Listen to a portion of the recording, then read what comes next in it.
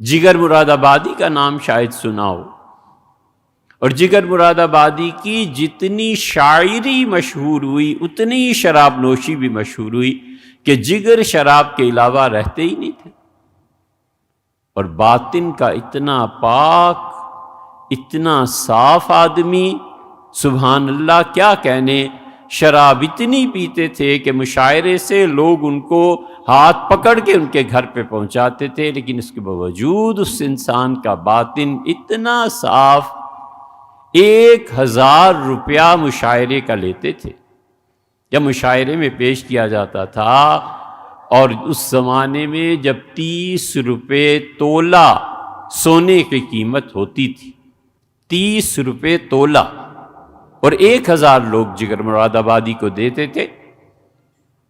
جگر ساری زندگی وہ پیسہ جو حاصل ہوتا تھا مشاعرے سے کبھی استعمال نہیں کیا، 1000 روپیہ لیتے تھے، نشے کے عالم میں بھی ویسے بھی جو بھی کوئی چھوڑنے جاتے تھے جیب سے پرچی پہلے سے نکال کے رکھی ہوتی تھی، اسے دیتے تھے اور کہتے تھے یہ 4 بیوائیں ہیں، 250 تقسیم کر دینا اس شہر میں، یہ 5 ہیں اتنے دے آنا، یہ اتنے ہیں اتنے دے آنا۔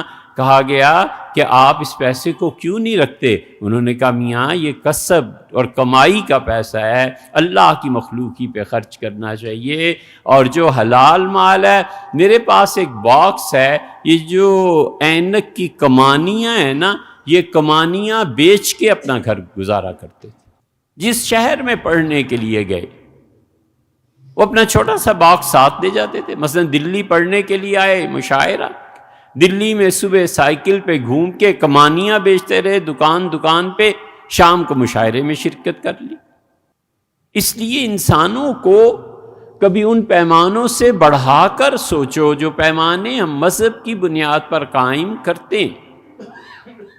ایک مشاعرے میں ملے جگر مراد آبادی خواجہ عزیز الحسن مجذوب رحمۃ اللہ علیہ سے، اور کہا بہت بڑے شیخ مولانا تھانوی رحمۃ اللہ علیہ سے بیعت ہو گئے، اور اگر یہ علت میرے ساتھ نہ لگی ہوئی ہوتی تو میں بھی آپ کے شیخ کی خدمت میں تھانہ بھون حاضری دیتا۔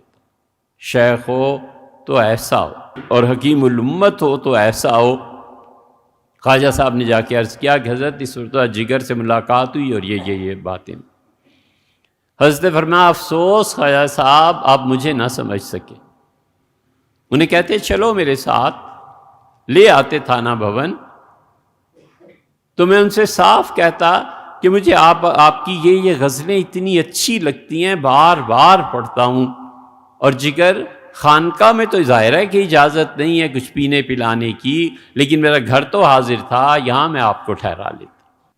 یہ ہے شیخ جگر مراد آبادی، اتنا پاک، اتنا صاف آدمی جو عمر بھر شہرت اور کمال ہے۔ وہ سوسائٹی کیسی اچھی تھی جس حلقے میں وہ موو کرتے تھے، کبھی کسی نے تانا نہیں دیا کہ جگر آپ شراب پیتے۔ بڑے مہذب لوگ تھے، پوری تہذیب تھی ایک۔ آپ نے تقسیم میں سوائے زمین کے اور لیا کیا؟ تہذیب آپ وہاں چھوڑ آئے، تعلیم آپ وہاں چھوڑ آئے، نظام وہاں چھوڑ آئے، خانقاہیں وہاں رہ گئیں، لیا کیا؟ زمین کا ایسا ٹکڑا جو بنجر، اور زمین کا ایسا ٹکڑا کہ جہاں پہ 80 سال کے باوجود بٹیرے لڑاؤ، 80 سال گزر جانے کے باوجود۔ خیر، جگر مراد آبادی جس حلقے میں موو کرتے تھے کبھی کسی نے تانا نہیں دیا۔ ان کے بڑے گہرے دوست انہیں لے گئے،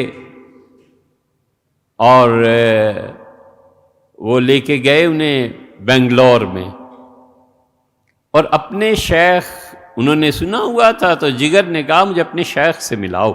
شیخ ان کے مولانا عبد الغنی صاحب بنگلوری تھے رحمہ اللہ۔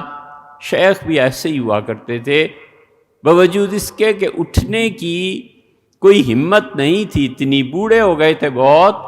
تو جگر کہتے تھے میں جب داخل ہوا تو ایک دم سے ایسے اٹھے جیسے جوان لڑکے اٹھا کرتے ہیں، اور تیزی سے اٹھ کے مجھے گلے لگا لیا اور ایک جملہ بار بار فرماتے رہے کہ جگر بخل نہ کرنا، جگر بخل نہ کرنا، سینے سے دباتے رہے اور کہتے رہے جگر بخل نہ کرنا۔ اتنے بڑے شیخ ہونے کے باوجود دوسرے لفظوں میں آپ سمجھے کیا کہہ رہے تھے کہ بخل نہ کرنا یعنی جو تمہارے اندر نفاست، پاکیزگی، خدا خوفی اور یہ چیزیں میرے سینے میں منتقل کر دو، جگر بخل نہ کر۔ جگر نے درخواست کی کہ بیعت فرما لیں۔ مشائخ ایسے ہوتے ہیں، انہیں پتا تھا کہ یہ شراب پیتا ہے، اور اگر میں بیعت کے الفاظ میں کہوں کہ میں توبہ کرتا ہوں شراب سے تو ممکن ہے دل پہ گراں گزرے، کیا سوچ ہوگی طبیعت کی۔ فرمایا میاں کوئی بیعت وغیرہ نہیں ہے، بس اتنا ہے کہ تم وعدہ کرو تم مجھ سے فائدہ اٹھاتے رہو گے، میں تم سے فائدہ اٹھاتا رہوں گا۔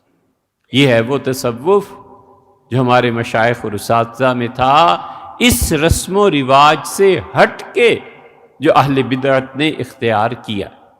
جگر خود ہی بولے اور کہا حضرت میں شراب چھوڑ دی، میں نے توبہ کرتا ہوں شراب سے۔ حضرت چپ رہے، اور اگلے ہی دن جگر اسپتال پہنچے اور ڈاکٹرز نے کہا مر جائے گا اگر شراب نہیں پیے گا۔ کسی مولوی کو بھی ایک ڈاکٹر صاحب جانتے تھے، لے آئے اور کہا مولانا یہ حالت ہو گئی ہے، ہم 5-7 ڈاکٹرز ہیں، یہ مر جائے گا۔ تو انہوں نے سمجھایا جگر کو، یہ ہے تہذیب۔ انہوں نے کہا جگر آپ شراب نہیں پیئیں گے، مر جائیں گے، اب شراب بمنزلہ دوا کے ہو گئی ہے، اب کوئی چیز اس میں نہیں رہی، یہ دوا ہے، دوا اگر استعمال نہیں کریں گے مر جائیں گے تو اللہ کو کیا جواب دیں گے؟ انہوں نے کہا اچھا اللہ کو کیا جواب دوں گا، اور جو اپنے حضرت سے کل کہہ آیا تھا کہ آئندہ شراب نہیں پیوں گا، حضرت کو کیا منہ دکھاؤں گا؟ شیخ کے قول، فعل، ان کے ساتھ کیے گئے وعدے کا اتنا احترام، یہاں تہذیب کون سی پرورش پائی ہے؟ گالیوں کی، لوگوں کے معائب بیان کرنے کی، لوگوں کو ہمیشہ مذہب کی ایک سٹک پہ تولنے کی تاکہ انسانیت کی نفی ہو اور قتل کرو، مارو۔ یہی سیکھا ہے نا، 80 سال میں ایک نسل نے دوسری نسل اور دوسری نے تیسری اور چوتھی نسل یہی تحفے پیش کرتے رہے ہیں کہ کسی کا کوئی گناہ، کوئی چیز دیکھو ایسی کس کے تنقید کرو کہ تم جنید بغدادی اور عبد القادر جیلانی ہو اس دور کے، اور وہ مشکل سے مسلمان بھی نہیں رہا، کافر ہی ہو گیا۔ اس سے زیادہ شرعی گالی کیا ہے جو دوسرے کو دی جا سکتی؟ جگر نے کہا حضرت سے بات کی تھی، میں حضرت سے کہے ہوئے سے نہیں پھروں گا۔